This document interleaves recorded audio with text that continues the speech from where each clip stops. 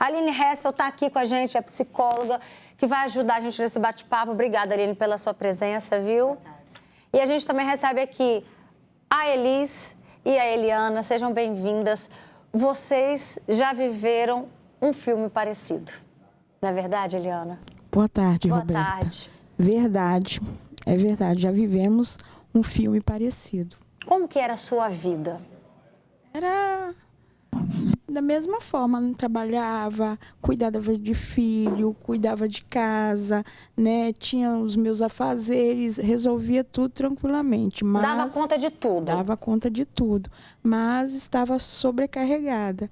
E no final acabava onde? No bar, bebendo todas, né? E aí um abismo chama o outro, né? E só ia afundando cada dia mais. E não era só um brinde de celebração, era além disso? Além disso, todos os dias eu tinha motivo para beber. Todos os dias eu queria, né, procurar, né, uma forma para mim estar me embriagando. Se estava feliz? Bebia. Se estava triste, bebia. Se estava dando tudo certo, bebia. Se não estava, bebia do mesmo jeito. Elisa, eu vi você também concordando com as falas da Eliana. Você também já viveu esse filme, né? Um filme real. Boa tarde, Boa Roberta. tarde. Boa tarde a todos. Também já vivi, já tive um relacionamento muito íntimo com o álcool, né? De dar conta de tudo, de fazer tudo, mas você sempre querer se alegrar com o álcool, como ela disse, está triste, bebe, se está feliz, bebe.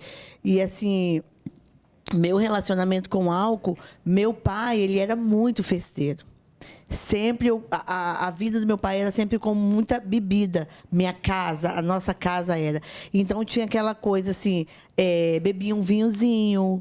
Então hoje eu vejo que o meu relacionamento com o álcool, minha relação com o álcool é desde a infância. Toma um pouquinho de vinho, um golinho da cervejinha do pai, e aí quando você vai ver, você já está bem envolvida, a ponto de eu chegar um dia em casa, eu tinha um hábito muito de sentar com meus filhos, o que você gosta disso, o que você não gosta da mãe, e a gente trocar isso, né? E ele falou, mãe, eu já estou com vergonha, porque todo final de semana você chega bêbado em casa e os meus colegas já estão falando que você já está alcoólatra. Então, assim, isso me assustou muito, que eu vi que era uma realidade, e me assustou muito também quando eu passei 3 dias bebendo dia e noite, e ainda o pior para mim é que eu não ficava tão bêbada. E você queria alcançar isso? Você tinha essa meta? De quê? De ficar bêbada, você tinha isso? Muitas vezes a gente acaba ficando, mas tipo assim, gente, mas aí eu não fico bêbada, e vão bebendo, e aí vem a irresponsabilidade. Muitas das vezes eu bebia muito, mas como eu era a sóbria, eu ainda era motorista da rodada. Pensa quantos livramentos que Deus nos deu. Então você achava que estava sempre com o limite sobrando por não ter chegado ao nível máximo ali de embriaguez? Sempre. Eu era a top, porque bebia e ainda não ficava tão bêbada. Era a que ficava consciente, levava todo mundo em casa depois que ia para casa. Mas eu vejo que essa relação assim veio desde da infância mesmo. Aline, a gente está ouvindo 2 relatos, ou seja, isso mostra que esse filme, estrelado pela Carolina Dickman, tem mais identificação com outras mulheres do que a gente imagina, né? Por quê? O que está por trás? O que pode estar por trás disso? Mulheres que bebem demais, o que elas têm que enxergar, né, por trás disso? Olha, Roberta, esse é um tema extremamente importante e necessário para a gente trazer à tona, porque muito se fala sobre as drogas, né, o crime, sobre o tráfico, e a pior droga que a gente tem hoje, acessível, ilícita, é o álcool. Então, o álcool ele é responsável por uma série de consequências extremamente prejudiciais na vida das pessoas. Só que as pessoas têm a ilusão de que a pessoa que é alcoólatra, alcoolista ou que tem um problema com álcool é aquela que está deitada lá no chão da sarjeta, né? Ou que não consegue trabalhar, ou que não consegue ter as suas atividades de vida diária normalmente. E não é isso que a gente vê na realidade. Infelizmente, hoje, o álcool permite, sendo lícito e tendo uso indiscriminado e incentivado, a gente vê muitas pessoas com um consumo, entre aspas, social, que acha que é social, mas que, na verdade, não está percebendo uma grande armadilha que está sendo construída ali, numa dependência física, psicológica e social de uma droga que acaba piorando e muito a saúde das pessoas. Hoje em dia não existe, a OMS já deixou claro, não existe consumo seguro. Então, aquela ideia de que um vinhozinho não faz tão mal ou até mesmo faz bem à saúde, não existe. Não existe consumo seguro de álcool. O álcool hoje é um dos maiores cancerígenos das pessoas. Então, é algo que pode prejudicar e muito, principalmente as mulheres, aumentando significativamente o risco de câncer de mama, independente de um uso moderado, leve ou intenso. O risco é aumentado exponencialmente a partir do momento que se consome o álcool.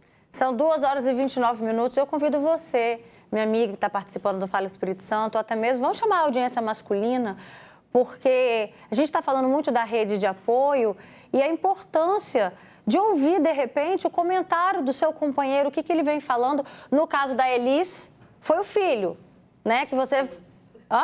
Os filhos. Uhum. Eles vieram relatar que você estava fazendo com que eles ficassem envergonhados na frente dos amigos por conta do estado que ela ficava. E no seu caso, Eliana? No meu caso, eu cheguei no fundo do poço mesmo, né? A ponto de querer tirar a vida dos meus filhos e a minha própria vida. Então, eu me vi ali no fundo do poço, sem saída. E quem foi sua rede de apoio? Eu tive um encontro com o Senhor, né? Como eu já tinha dito na outra reportagem, né? O dia que eu me senti no fundo do poço, apareceu um homem de Deus na minha casa e Deus usou ele para falar que ele tinha me trago a luz e essa luz era Jesus e que ele viu o Senhor fazendo uma limpeza na minha casa e mudando a minha história. Eu criei nisso, me converti e a minha história mudou. E por que essa pessoa que você não conhecia, por que ela acabou falando de algo que você parasse para prestar atenção? Esse assunto, isso já te incomodava de certa forma? Não me incomodava, não, porque eu me sentia feliz, né? Eu acho que na medida que a gente começa a beber, a gente acha que a gente está feliz. E depois que o álcool vai embora, a gente vê que a gente não está feliz, que a gente está precisando de ajuda. Vocês mascaravam problemas? Porque, por exemplo, nesse filme da Carolina Dickman, como a gente bem disse, ela dá conta de tudo. Ela está escrevendo um livro, ela tem um casamento, ela é aquela mulher da vida moderna, disse exatamente o que você de casa também deve viver, mesmo que talvez você não trabalhe fora, mas dentro de casa você sabe muito bem como que é puxado, porque o serviço nunca acaba, mas você dá conta, né? E nessa sobrecarga, o que acontece? Ela acabava, então, mascarando esse cansaço, às vezes as frustrações com a bebida. Vocês também chegaram a fazer isso, mascarar problema? Brigou, por exemplo, com o marido? Com certeza. Como nós falamos, tudo é motivo de bebida. E eu percebi que o aumento do álcool, eu tive o aumento do consumo do álcool depois que eu perdi meu filho. Era a forma, eu acho que, de desmascarar um pouco a dor, aliviar, fingir que eu não tinha aquela dor, porque quando você bebe, é o que ela diz, é uma falsa alegria. Naquele momento você está assim, super feliz, mas quando acaba, passa aquilo tudo, vem a ressaca moral. Né? Para que eu bebi tanto? Para que eu fiz isso? E a dor Você tinha essa consciência continua. No dia seguinte? Para que eu bebi tanto? Para que eu bebi tanto? E a fala do que bebeu e está de ressaca, nunca mais eu vou beber, né? Mas, assim, a ressaca moral, eu acho que é a pior de todas. Para quê? O que eu fiz? O que eu falei tanto? Por que eu falei tanto? Porque quando a gente bebe, né, fala coisa, né, tem coragem, né, você se torna mais corajoso, você se torna mais sincero. Para que eu falei isso? Para que eu fiz isso? E aí vem a ressaca moral, né? Para quê? Não precisava. E foi a mesma coisa. Como ela foi comigo, eu encontrei o Senhor e disse assim, eu não quero isso para mim mais. Hoje eu não... Nada de álcool, nem um vinhozinho, nem para festejar alguma coisinha, eu prefiro evitar. Porque como eu já tive essa relação muito próxima com o álcool, eu prefiro hoje evitar bastante. Interessante esse depoimento, vou até fazer um comentário em cima dele, mas deixa eu só ler um comentário também que já chegou. Uma pessoa diz, não fala meu nome, mas meu namorado bebe todo dia. E para ele isso é normal, e ele muda muito o humor. né? A Aline daqui a pouco também pode falar sobre esse comentário. Estão chegando mais aqui relatos. Meu nome é Denise, eu sou depressiva, tomo remédio controlado pela manhã e à noite eu acabo tomando cerveja. Apaga tudo da minha mente. O meu filho de 8 anos vive me chamando de bêbada. Só a tristeza. Você imagina para essa mãe também ouvir isso, né, Aline? De que maneira, como começar a desembolar esse nó na vida dessa mulher? Porque ela precisa anestesiar as dores, os problemas que ela tem na vida sobrecarregada. E aí, nisso que ela tenta, por um meio errado, ela acaba ouvindo isso do filho.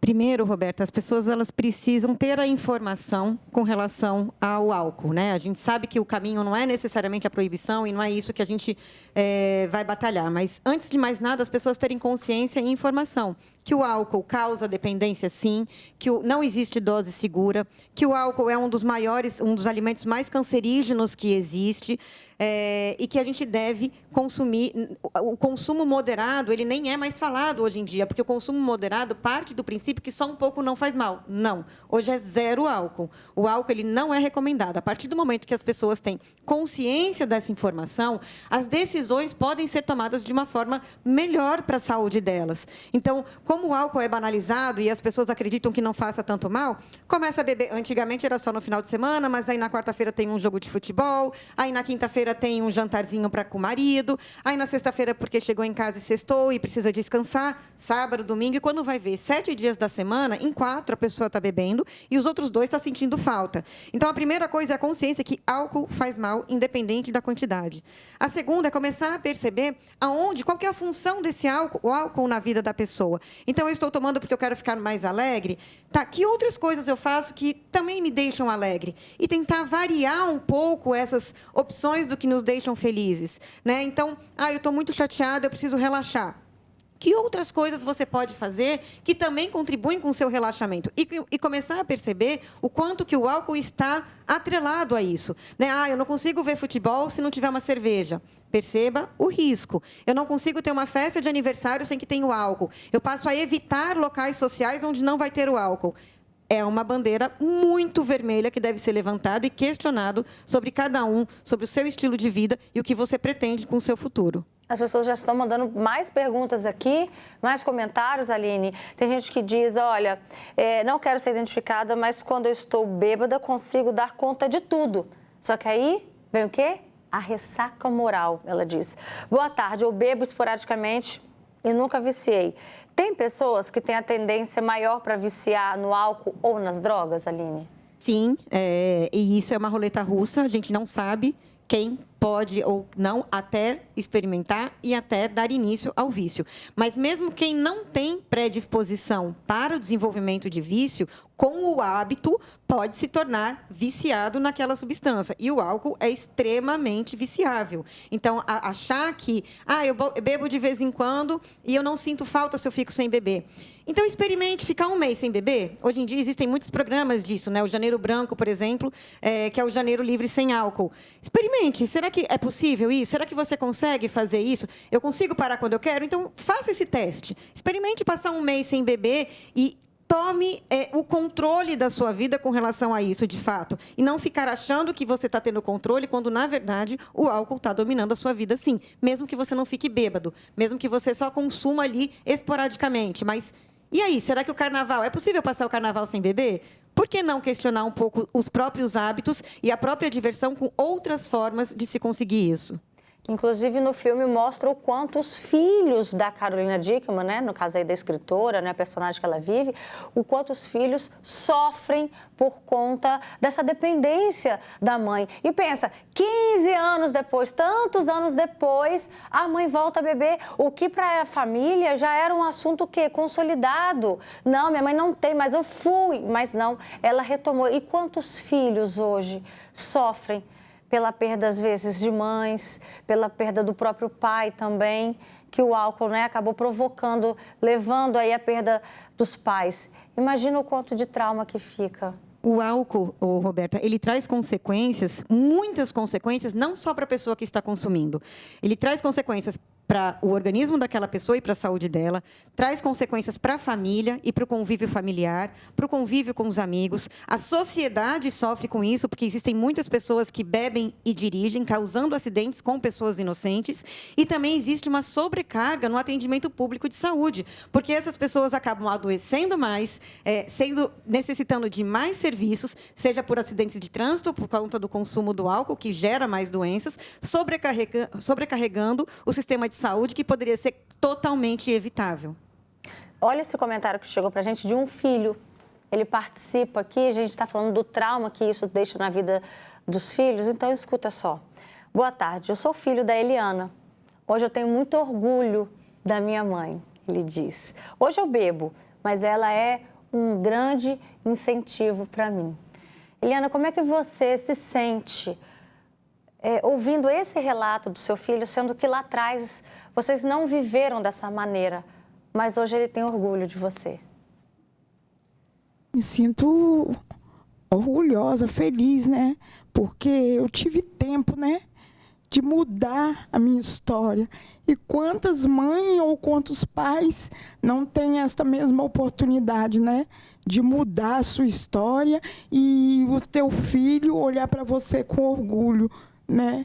Então, hoje eu me sinto muito feliz, sabendo que eu sou motivo de orgulho para mim, meus filhos, para os meus netos, que eu tenho 10 netos, né? Para minha família, para minha mãe, né? Queria mandar um beijo para minha mãe, para os meus irmãos e para minha comunidade, né? Porque eu sou missionária, né? Na minha comunidade, onde eu dou testemunho, né? Do que Deus pode fazer na vida de um homem, na vida de uma mulher. Ele pode mudar, né, a história, assim como minha amiga também, né, tá ali, ela um dia também bebeu e hoje ela voltou para a presença do Senhor e está aí, né, lutando, né, para levar nessa verdade, né, para as pessoas, dizer, você pode. O que você deixou de viver com os seus filhos por conta do álcool? Muita coisa, muita coisa.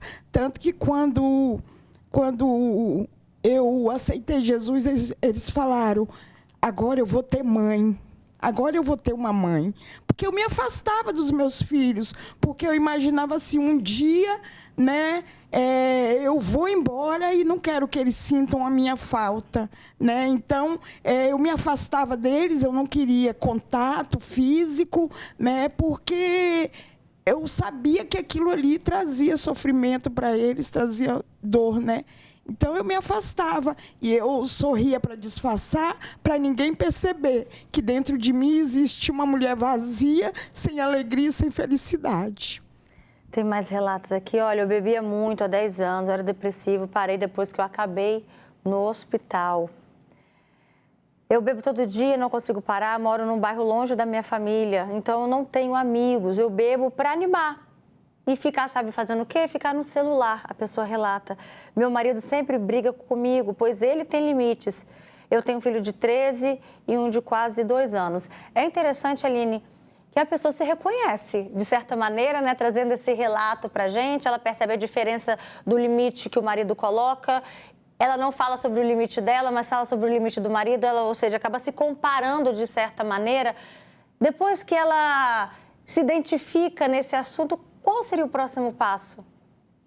Roberta, o se identificar já é um grande e importante passo, mas não único, e não acabaram os desafios, né? Então, a gente vive numa sociedade em que se cobra muito, em que se exige muito, onde o bebê está muito associado à socialização, à festa, à bem-estar. Então, quem nunca falou que não ia beber mas é só um golinho, é só um copinho. Até porque, né, quem começa não quer ser alcoólatra, está bebendo para se divertir. Exatamente, né? Até como uma forma de negar que tem um problema, né? Eu consigo parar quando eu quero, mas não consegue, por exemplo, ir num bar e não beber, ou ir para alguma situação onde não haja haja álcool, né? Então, a gente precisa tomar um cuidado. Então, a consciência é um grande passo. A gente está trazendo esse tipo de informação aqui, é um grande passo. E começar a buscar recursos e opções de experiências de vida que podem te gerar também prazer. A gente acaba, na verdade, pelo hábito, acreditando que é o álcool que nos traz alegria, e, de fato, num primeiro momento, ele até tem um componente de euforia, mas ele tem um componente depressivo muito maior, o que gera essa ressaca moral, que gera essa consequência negativa de suas emoções. Mas é buscar justamente, então, se você gosta de ficar em casa, vendo o seu celular bebendo, experimenta ficar sem beber. Veja se essa experiência de estar ali com o celular, que seja a sua fonte de prazer, ela sozinha já não é o suficiente para você ter aquele prazer. Procure construir outros hábitos de vida que a gente já sabe que levam a sensações de prazer, como, por exemplo, atividade física. É um excelente substituto disso. E a gente não está falando de grandes atividades físicas. Então, é buscar recursos e outras formas de você buscar a mesma sensação que o álcool traz com outras experiências. Entender que existem outras possibilidades e tentar vivenciar outras formas de estar com aquela sensação de euforia e alegria. Colocando isso em prática, Elis, o que, além da igreja, né, além desse encontro que você teve religioso, maravilhoso, que a gente admira muito, muito plausível, o que mais na vida te ajudou a sair do álcool também? O prazer de viver, né? Eu sempre fui e sou uma pessoa extremamente alegre. Como ela disse, né? A bebida, ela vem trazendo uma alegria. E eu falei, não, eu posso ser alegre sem o consumo do álcool. Eu consigo ser alegre passeando com meus filhos, passeando com meu marido, passeando com meus netos, porque isso acaba sendo algo geracional. Hoje eu vejo assim, meu pai bebia, eu e minha irmã, tem uma irmã mais nova, acima de mim, que bebia. A minha irmã mais velha, ela detesta bebida por conta do meu pai, que bebia muito. E aí, o que aconteceu? O meu filho já começou a beber também. Aí, agora parei, ele também não bebe mais. Acaba incentivando, né? Incentivando. Não, e até positivamente, você parou e agora ele não bebe mais. Então, tipo assim, hoje a gente consegue ter uma outra alegria. Vamos viver sem bebida. Final de semana, eu fui para a casa de uma tia, tinha cervejinha lá, algumas pessoas bebendo moderadamente, mas eu mesmo já não consumo. Então, eu consigo estar num ambiente, me alegrar, mas sem precisar de beber. Perfeito, curtindo gente. As pessoas em volta. Muito obrigada pela presença de vocês, pela participação e por esses depoimentos tão verdadeiros, né?